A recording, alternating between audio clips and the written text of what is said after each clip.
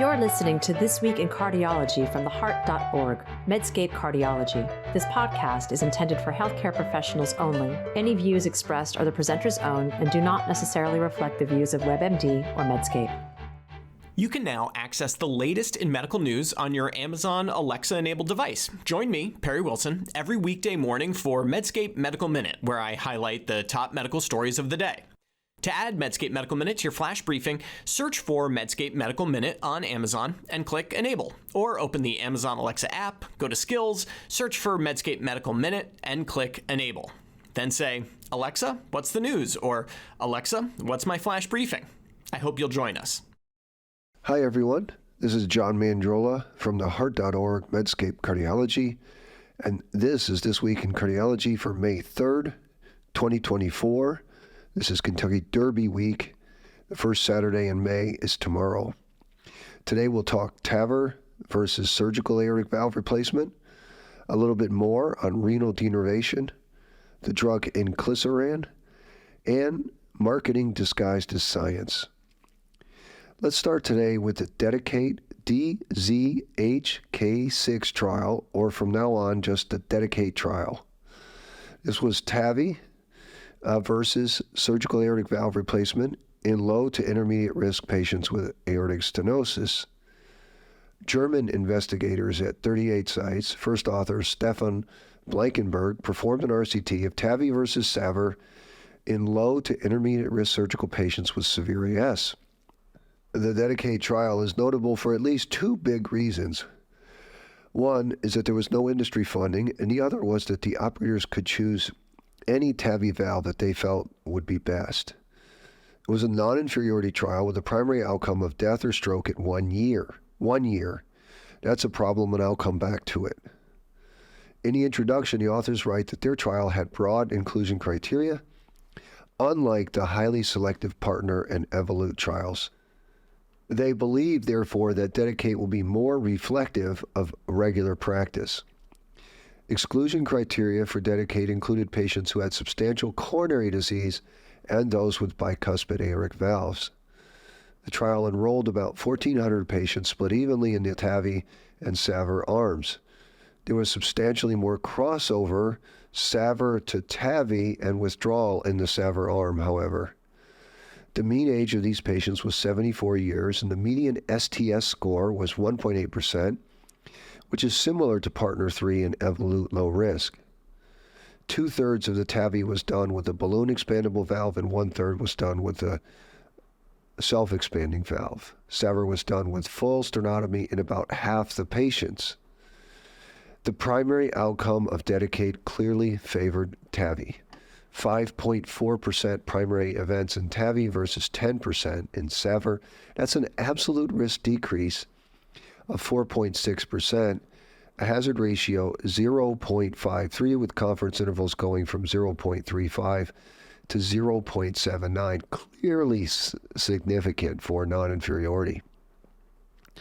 The death was 2.6% in the TAVI arm versus 6.2 in the SAVR group. 2.6 versus 6.2. Hazard ratio here was 0.43, again with tight confidence intervals. Stroke rates was 2.9% and 4.7 respectively. Hazard ratio 0.61 in favor of TAVI.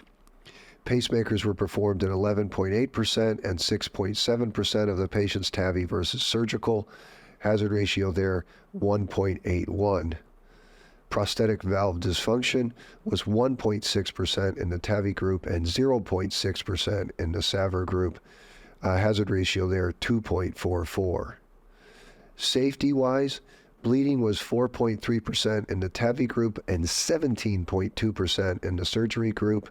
Vascular excite complications went the other way, 7.9% in TAVI versus 0.7% in surgery. So my comments. I commend the German investigators for doing a trial without industry support. Industry is not nefarious, but industry-supported trials may indeed be more selective and certainly limit valve choice. And trials are good. We should have more trials in medicine. There are, though, very curious findings in this trial. Despite a similar STS score as the low-risk trials, the primary outcome in Dedicate is many, many times higher. In Dedicate, death or stroke was 5.4 versus 10%, but in Partner 3, death and stroke were 1.8 versus 4.9%. As for death, Dedicate, it was 2.6 versus 6.2%. At 1 year in Partner 3, it was 1 versus 2.5%, and Evolute, it was 2.4 versus 2.9%. I do not understand why the rates of death and stroke events in Dedicate were so much higher than in the Partner 3 trials, especially in the surgical arm. I also do not understand why surgical death was 6% at 1 year in Dedicate versus less than 3% in the Partner and Evolute low-risk trials. What's going on with surgery in the Dedicate arm? Dedicate authors posit that they enrolled patients during the pandemic, but I don't see that as a likely cause. They also note that there were more women in the trial, but it was not that much more. It was 44% in Dedicate versus 36% in the low-risk trials. So enrolling more women doesn't seem like a likely explanation. But the main problem I have with this trial is the 1-year follow-up. The accompanying editorial in the New England Journal of Medicine had the title, quote, "Another early win for TAVI in low-risk patients." Author Dr. Shaw was relatively cautious in his closing words, but the title and the bulk of the article were pretty celebratory. Publication of the trial alone in the New England Journal of Medicine is, by definition, celebratory. Now, you can love TAVI, as I do. It isn't amazing in advance, but there is now well-known patterns of events. TAVI performs better than surgery in the first year, but there is catch-up in the coming years. I'm going to cite to you a 5-year outcomes meta-analysis, first author, Fabio Barilli. It's in the European Journal of Cardiothoracic Surgery. I'll link to it. And they find that when you look at 5-year results, there appears to be no difference. But when you consider TAVI's early advantage, TAVI performance from years 2 to 5 is worse than surgery. Now, proponents of TAVI will point to the recent Notion 8-year trial results, which found no difference in major outcomes. But I would remind everyone that this included only 140 patients in each treatment arm. The problem with over-enthusiastic use of TAVI in younger patients with AS is that we don't have good long-term data.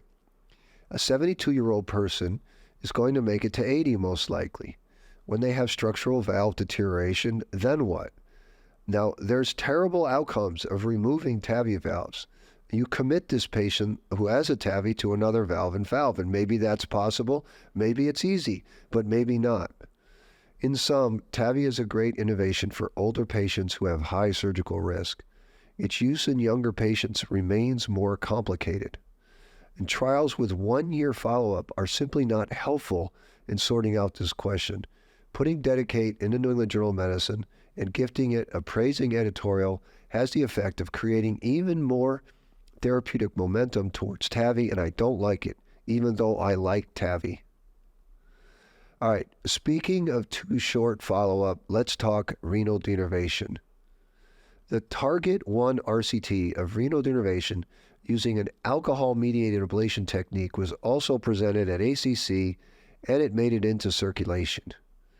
The idea behind renal denervation is an interesting one, right? You ablate sympathetic nerves, it reduces blood pressure. This could be a huge development because hypertension is a major public health problem, and many humans struggle to take pills on a regular basis. So if you could have a non-pharmacologic way to control blood pressure, it would be awesome. Now, an ultrasound and RF ablation device have been approved already for renal denervation, though I have opined previously that both of these are marred by modest reductions in blood pressure and the lack of a sham control data beyond 6 months to a year.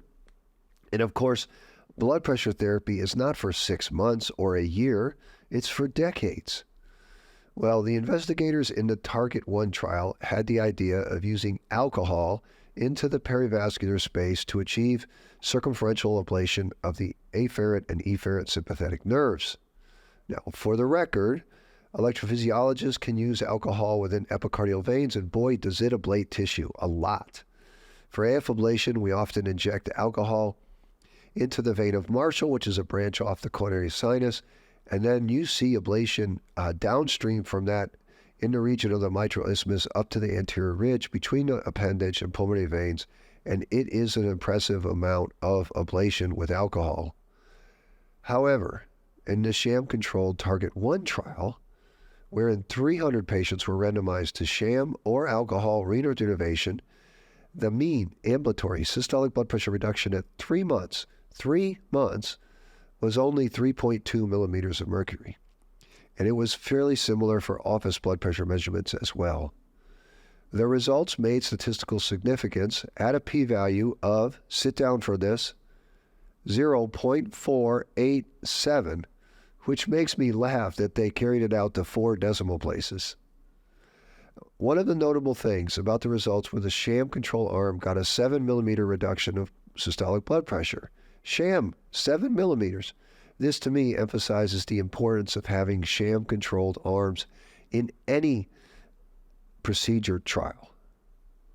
Now, the authors write about how patients were allowed to take multiple medications, up to 2 to 5 prescriptions. About 20% of patients in this trial were on aldosterone blockers, which are highly effective, and this may have mediated the modest results. And I don't know, renal denervation is a great idea, but the reductions in blood pressure so far are quite small. This trial provides extremely modest reduction at only 3 months, and I suspect this is likely to get even lower at longer follow-up. Now, I've already seen advertisements from hospitals and those unseemly media pics where doctors pose with shiny, happy industry reps announcing their first renal denervation procedure. To me, these sorts of pictures, whether they're for renal denervation or left atrial appendage occlusion or ablation, are unseemly, unprofessional, and I wish my colleagues would refrain from public celebration alongside industry. In the matter of renal denervation, I am pessimistic but not closed-minded. But what convinced me is extending sham-controlled follow-up. Proponents say it's not possible, but I disagree, and I think it's absolutely necessary. As for alcohol-mediated renal denervation, I would estimate that this is the first half of a mile of a 26-mile marathon. There is much more work ahead before this becomes accepted. All right, next topic is a trial called Victorian Initiate. Last week on This Week in Cardiology, I spoke about surrogate markers. It was in regard to a rather technical paper in JAMA on how surrogate markers often have dubious connections to overall clinical outcomes. Today, let's go over an example of such a trial presented at ACC. This was called the Victorian Initiate trial, which made it into the Journal of the American College of Cardiology as a simultaneous publication. I'll tell you about this trial for multiple reasons. One is to highlight the limitations of surrogate markers, but the other is to show you a classic example of a marketing study that masquerades as science. Now, the drug inclisiran is a small interfering RNA that inhibits hepatic PCSK9 production, which then raises hepatic expression of the LDL receptor and increases LDL clearance. The Orion series of trials with inclisiran shows that the twice-yearly injection lowers LDL cholesterol. A lot, actually. But none of the Orion trials had clinical endpoints as a primary endpoint. All we know is that inclisiran lowers LDL cholesterol. Novartis, who makes inclisiran, benefits from the drug gaining FDA approval. But as far as I can tell, uptake seems low. Probably because of cost, or perhaps my colleagues are worried that there are no clinical outcomes data with this drug. Anyways, there was a big inclisiran study presented at ACC. Now, you might think the company would want to show that the drug reduces outcomes in patients who have atherosclerotic vascular disease. Well, no, there was no such study. Instead, we hear about Victorian Initiate. This is a trial of 2 strategies to get patients who have cardiovascular disease and are not at goal LDL cholesterol to get to goal LDL cholesterol. Only 450 patients were randomized in a number of centers. One group gets inclisiran first, and the other group gets standard of care, doctor's choice, which may be nothing, maybe ezetimibe, maybe a PCSK9 inhibitor, or bempedoic acid, or any combination of the above. Now, voila, Novartis succeeded in getting a positive trial. The inclisiran first strategy led to a significantly greater reductions in LDL cholesterol from baseline to day 330 versus usual care. It was 60% got to goal LDL versus only 7% in the standard of care arm.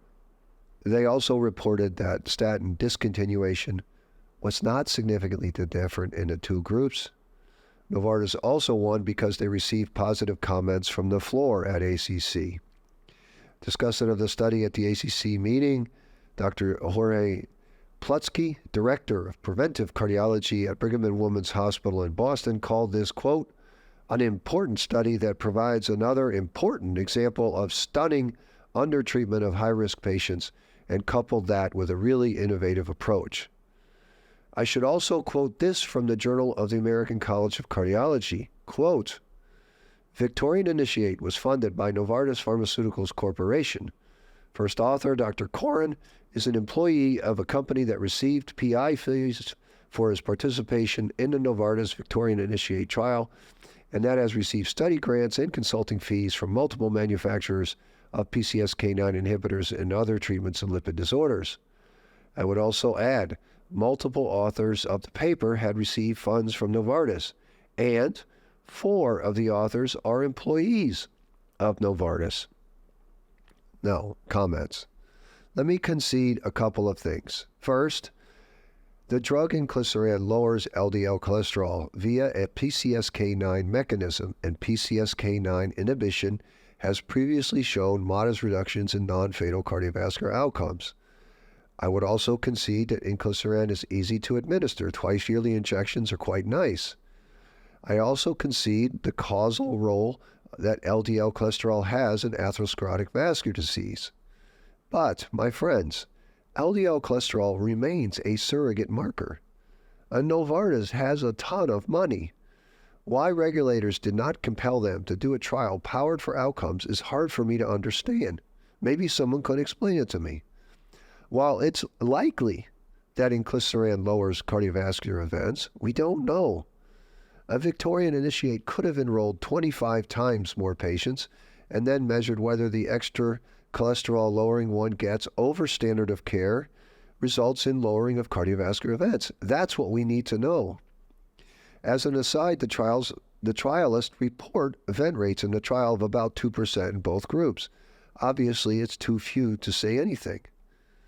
And without outcomes, we can say nothing about cost efficacy. I don't get it. I don't get why we allow unproven drugs on the market. I don't get why ACC places such a marketing trial in a high-profile status. I don't get why JACC publishes it. I don't get why doctors are accepting of low evidentiary support. Why does bempedoic acid, for instance, get studied in clear outcomes with its 13,000 patients in clinical endpoints, and inclisiran gets a pass? I am asking. Feel free to let me know. Okay. I'm going to cut it short today because of my voice, but I want to point you to a provocative study in CIRC outcomes. The first author of this paper is Matthew Durstenfeld, and it's which they aim to emulate a trial of early coronary angiography with a new heart failure diagnosis, right? We see this all the time. Somebody gets diagnosed with heart failure, and the common thing is to go for coronary angiography. They used observational data to try and emulate trials, and I enjoy this kind of effort, and I'll have more to say about it next week. Circulation also has an observational study drawing patients from the Women's Health Initiative trial, which is a really important study. This observational study finds an association between perfect systolic blood pressure, like 110 to 130, and better survival in older women. It has drawn the attention of some big names in cardiology, but I find aggressive blood pressure therapy in the elderly a substantial area of harm. So tune in next week and I'll talk about these 2 studies. Also, next week is Heart Rhythm Society meeting in Boston. I have a Hyde Park debate on left atrial appendage occlusion.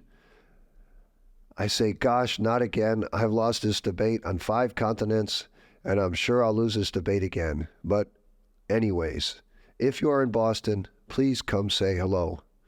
And as always, if you like this podcast, please take the time to give us a rating.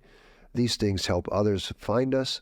If you have a comment, you disagree with something or something to add, please go to the heart.org website and leave a comment there. And I enjoy learning from my listeners. Until next week, this is John Mandrola from the heart.org, Medscape Cardiology. You're listening to This Week in Cardiology from the heart.org, Medscape Cardiology. This podcast is intended for healthcare professionals only. Any views expressed are the presenter's own and do not necessarily reflect the views of WebMD or Medscape.